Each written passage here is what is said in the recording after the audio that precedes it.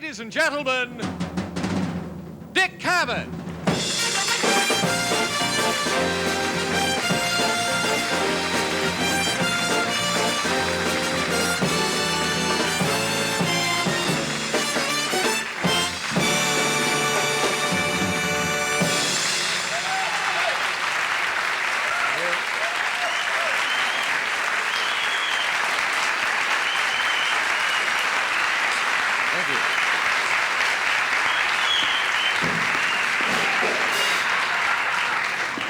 How many thought just for a second there that I was you-know-whom? Not one. Okay. Very nice to see you. This, as you know, is an unusual show tonight. Who's on again? It's really quite a kick, and I should get all that said now before he comes out here. When I think of the number of things that are associated with our guest's name, I mean, if someone just tuned in now, and I said just the phrase top hat, white tie, and tails, who would you think of? Who said Ernest Borgnine? Please. That's right. And Mike, he has so much class. It is amazing. I hope it rubs off. He made Dancing in the Dark popular before anyone had ever heard of Con Edison, I guess.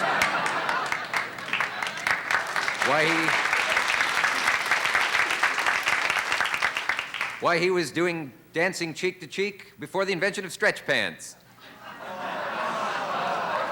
You see, he has so much class that I thought I would provide a little contrast by a remark like that.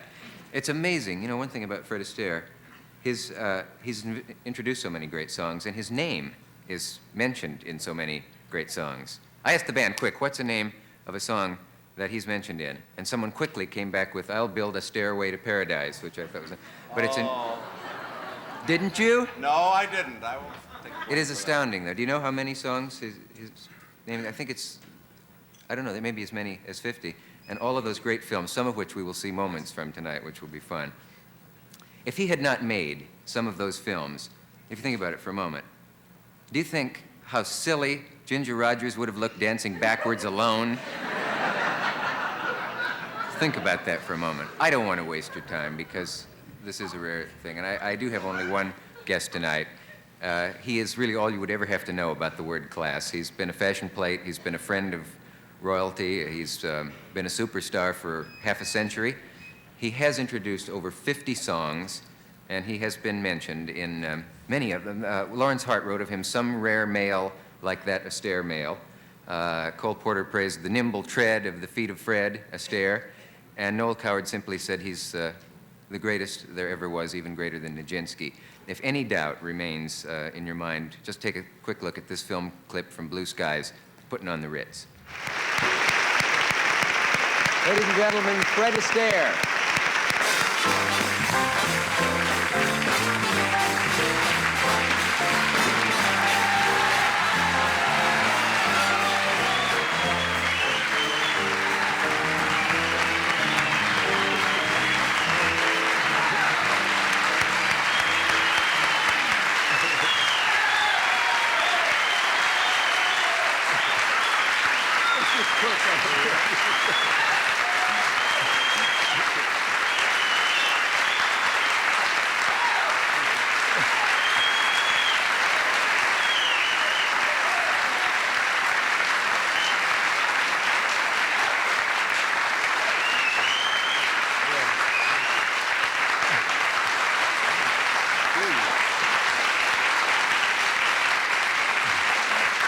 Thank you so much. Thank you.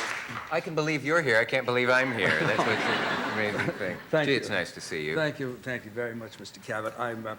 I must say I've been looking forward to this. You know, I've never been brainwashed before, and I'm kind of anxious to know what it's like. Oh, well, we do nice work here. We'll have it back tomorrow. I see. I could tell the second you walked out you were from Nebraska. It was just that something about that. That's very good knowing. What did I do? It's something about the way we people from Nebraska move and walk. I don't know what it is. Yes. You have a little more of it than I do, but there you are. Please stay. If you don't, I'll be in big trouble. We have a message, and we'll be right back with Fred Astaire.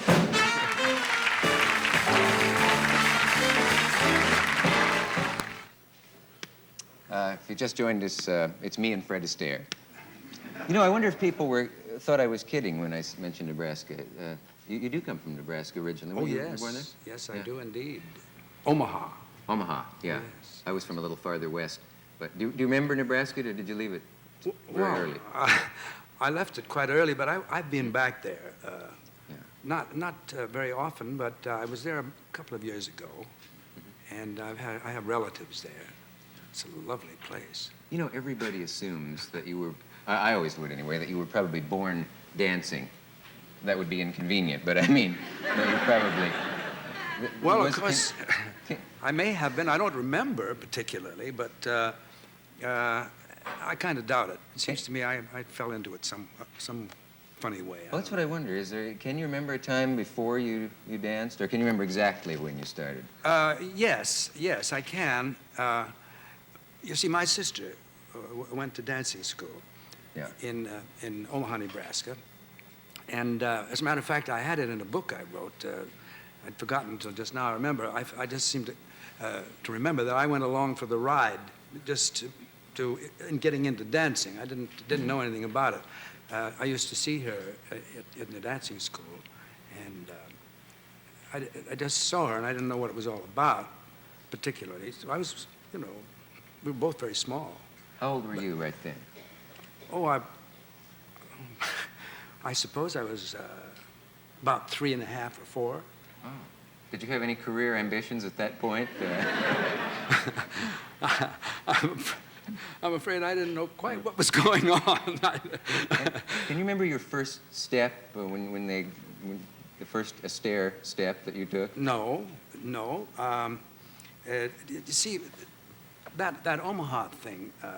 I mean, we got away from there at the age of about 4.5, and then the only time we went back there at all was for an appearance in the Orpheum Theater, and that was when we were little kids. We were about maybe 8, and we had become professionals by that time. And is this a part of the brainwashing? Oh yeah, I have to know all about that. Now, was your sister? Your sister was older than you were. Was she taller than you were? Well, I'm not going to say she was older than I am because she hates that. So. Okay, you don't have to say that. So, but anyway, no, she doesn't care. She's a marvelous gal, and we have a million. I just saw her today. We had a great time. And where were we? We were talking about. You were in Nebraska, and you were about just beginning to learn to dance. At the age of 4.5. No, when I learned to dance, I really didn't learn in Nebraska. I learned in New York. We came to New York, and we went to a dancing school called Albion Dancing School, and I was very much interested in other things. I know I went, and when I got into the actual dancing, I thought it was kind of fun. And then we learned acting. We did Cyrano de Bergerac and a couple of things as kids. I played Roxanne, the little girl with a blonde wig. Oh, it was a cute thing. And my sister played Cyrano. I have some pictures of that. Your sister played Cyrano, and you? Yeah, she was a little taller than I was, you see. Yeah. You know, we have a picture that may surprise you. I hope it does. I don't know if she cooperated in getting this for us or not. In fact, maybe this is it. Have you ever seen that? Oh, yeah. Can you take a look at that? That was right here, center. That was not Cyrano de Bergerac. That was a little number we had in our first act. Yeah. One of our first. I wonder how old you are there. I think about 7 or something like that. Yeah. Yeah. When you and Adele Astaire danced so many years on Broadway, and then she decided to leave, how did she break that to you? Well, she didn't have to break it to me. I felt it coming on. She got a little tired of all bothering with dancing, and she fell in love, and she wanted to get married, and that was it. And I knew that she should have done exactly what she did, and I was more or less happy because I knew I would have to face the world. Face the world. Wow. Yeah. And anyway,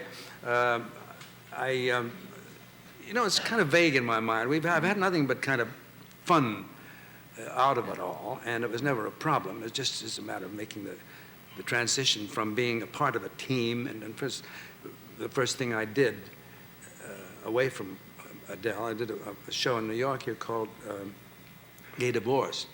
Yeah. And we got some terrible notices. It ran quite a long time, and I was pleased about that because we made it into somewhat of a success, but it was the first picture, a first show, Broadway show, away from my sister. We'd had other things before that that had done well. And away from her, they started to jump on me and say, well, this proves that 2 Astaires are better than 1. You know, and I looked as if I was looking off in the wings for my sister to come out and rescue me.